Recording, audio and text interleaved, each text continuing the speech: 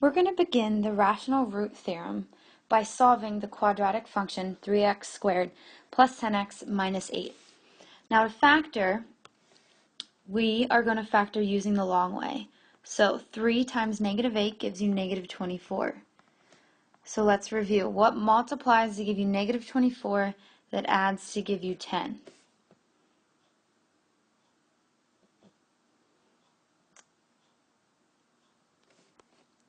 Positive 12 and negative 2.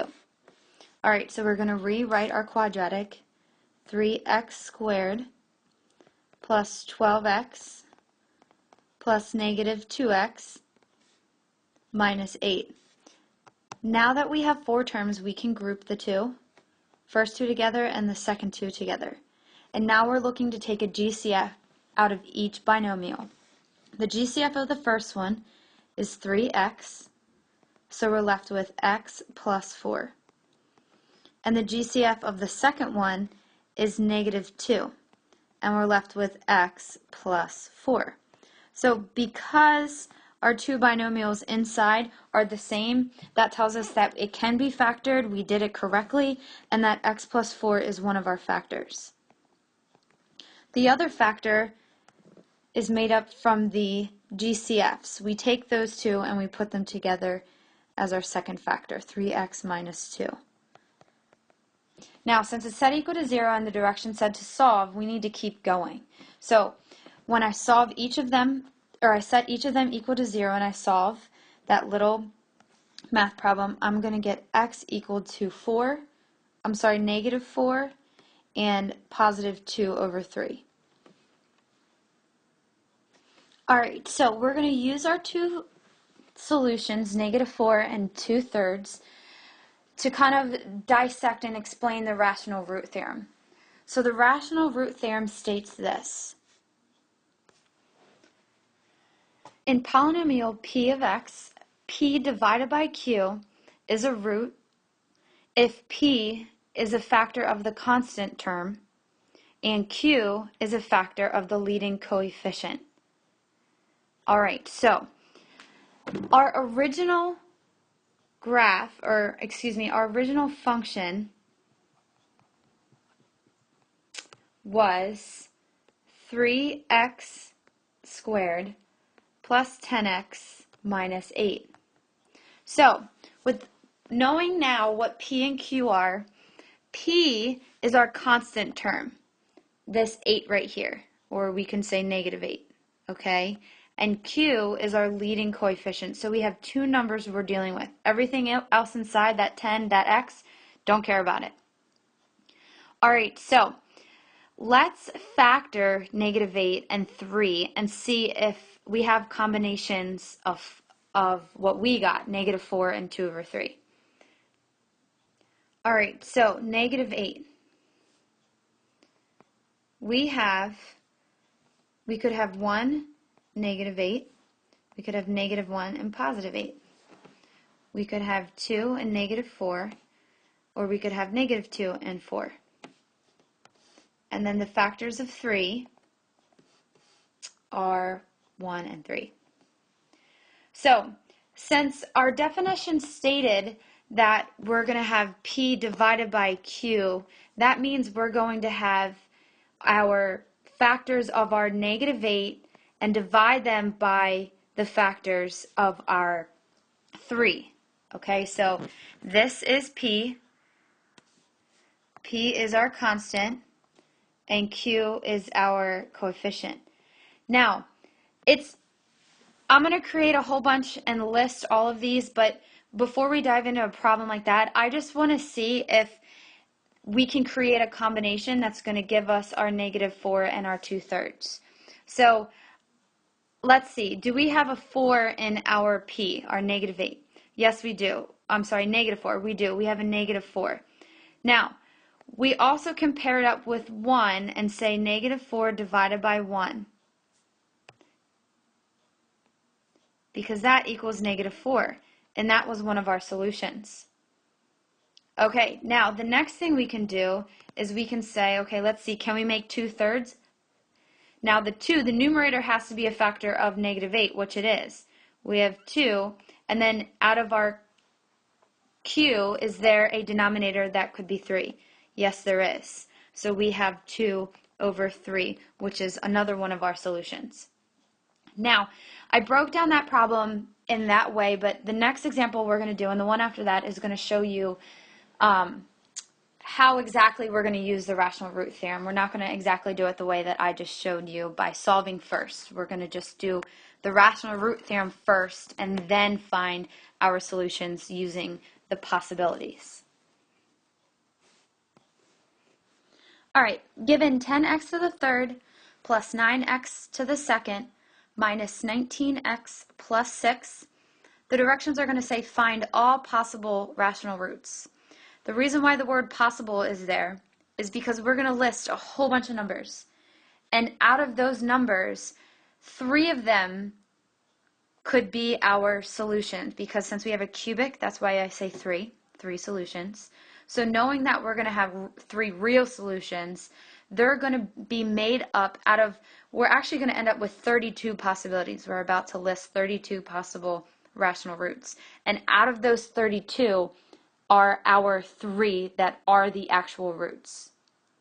So when we do the rational root theorem, we start by a big list of possibilities and then we narrow it down. All right, so let's start listing those possibilities. So our p value here, our p is 6. It's that constant. And our q is 10. So the first thing we're going to do is we're going to make a factor tree of 6 and a factor tree of 10. So for 6, we have 1 and 6 and 3 and 2. Now, I understand that you could also have -1 times -6, which gives you +6. But I'm going to stay using just positive numbers right now, and then you'll see when I go back to list all these solutions, I'm going to add in plus and minuses because it's just going to be repeated at that point. Now, the factor tree of 10, you can have 1 and 10, or you can have 2 and 5. All right, now, our definition said that we're going to have P divided by Q. So, because we need to list all the possibilities, we're going to start with P value of 1 and work our way through all the Q values. Okay? All those Q values.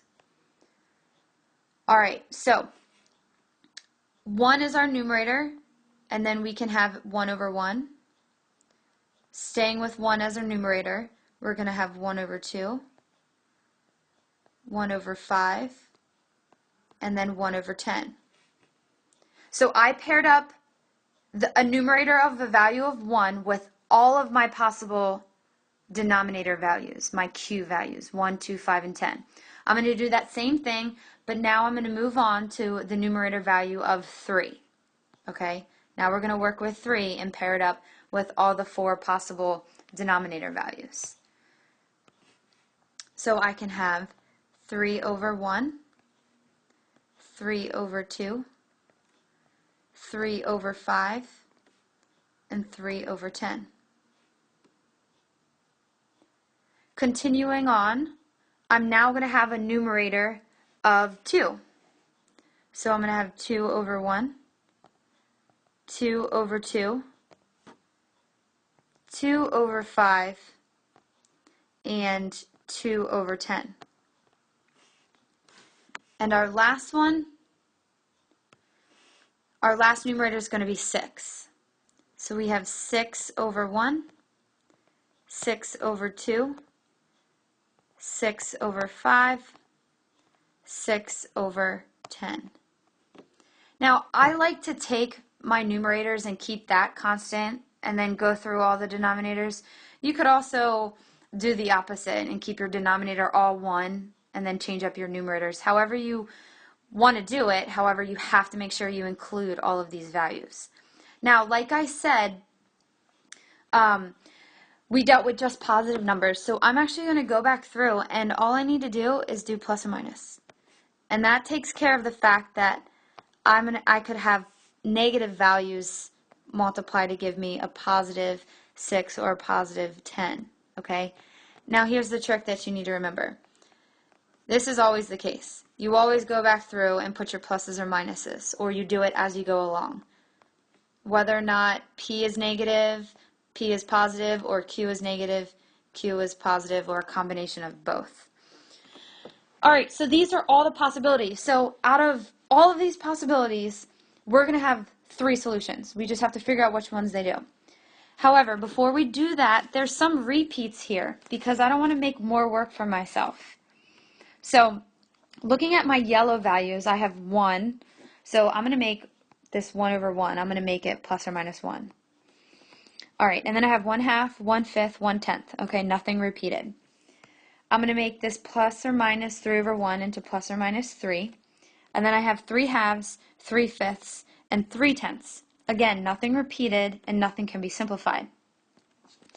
Moving on to my green values, I'm going to make 2 over 1, 2, plus or minus 2. And now look here, plus or minus 2 over 2. Well, that simplifies to 1. Well, guess what? We already have plus or minus 1. So we're just going to get rid of this one. Let's not use more values when we don't need it. Then we have plus or minus 2 over 5. That's good. That's not a repeat. But then we have plus or minus 2 over 10, which simplifies to 1/5, which we have over here. So we're going to get rid of this one too. Alright, down to my red values. I'm going to take 6 over 1 and I'm just going to make it 6. 6 over 2. Well, that simplifies to 3, which we have over here. So I'm getting rid of it. Then we have plus or minus 6 over 5, which is good. And then we have plus or minus 6 over 10, which can simplify into 3 over 5, which we have over here.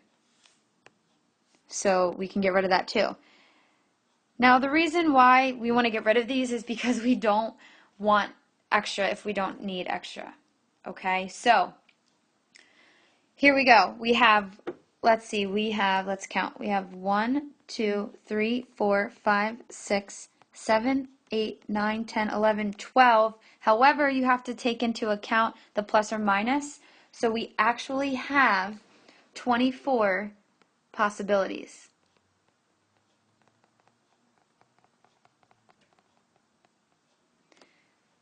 Meaning our 3 solutions are 3 out of these 24. Okay, so you might ask, okay, so what's the point of the rational root theorem? Why do I have to do all of this work? Why do I have to list these 24 possible solutions? Well, this is the rational root theorem. It's part of our unit, so I need to teach it to you. So what we do now is from these 24 possibilities, we take each one, starting wherever you want to, and we plug them into our original cubic polynomial. Yes, and you don't just get to plug in 1, you have to go through and you have to plug in -1. Now, if you remember the remainder theorem, if the value is a factor, what should the remainder be?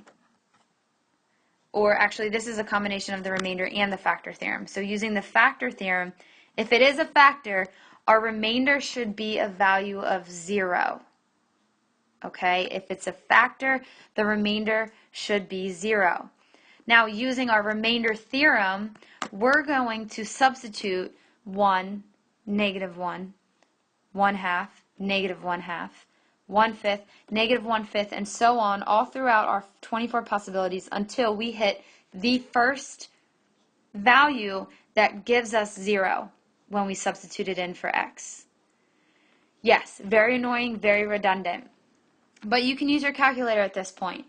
So after you plug it in and get 0, you're going to then be able to use that value, make a factor of it, and then divide our original cubic function up here so that we can then get a quadratic, so that then we can factor that. Dividing and then continuing to factor to find all our zeros is something we've already done. So the rational root theorem just kind of gives you the beginning part. If I don't give you what to divide by, this is how you figure it out. Now, I'm not going to be a mean and crazy teacher. I'm not going to actually make you go through all of this. What I'm going to do is I'm going to ask you to do the rational root theorem. However, I'm just going to ask you to use it to list all the possible values. I'd rather spend your time on our test not plugging in all these numbers hoping to get 0. I'd rather you spend your time actually doing the division, so I would actually just give you a separate problem like that.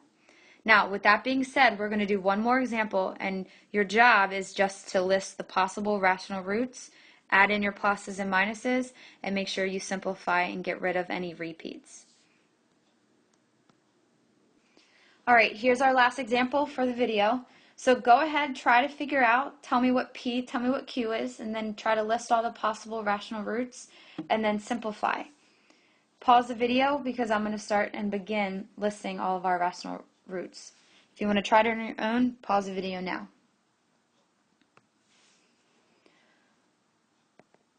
Our P value is 2, our constant, and our Q value is 8. I'm going to do a factor tree of 2, which is going to be 1 and 2. And I'm also going to do a factor tree of 8, which is going to be 1 and 8, and then 2 and 4. Alright, so P is going to be my numerator. So I'm going to start off with 1 and list all the roots by putting the 1, 2, 8, and 4 over here on the denominator. So I have plus or minus 1 over 1, which is 1. I have plus or minus 1 over 2. Plus or minus 1 over 4, and plus or minus 1 over 8. Alright, now I'm going to go back through and make 2 our numerator, and then go through the 4 denominators. And I have plus or minus 2 over 1, which is 2, plus or minus 2 over 2, which is a repeat because that simplifies to 1, plus or minus 2 over 4, which is also a repeat of 1/2, and then plus or minus 2 over 8, which is again a repeat of 1/4 when you simplify it. So here we go. We have 1, 2, 3, 4, 5 values. Plus or minus makes us have 10 possible rational roots. So this is what you will have to do for me on the test. You'll have to just list them all, add your pluses and minuses, and remember to simplify.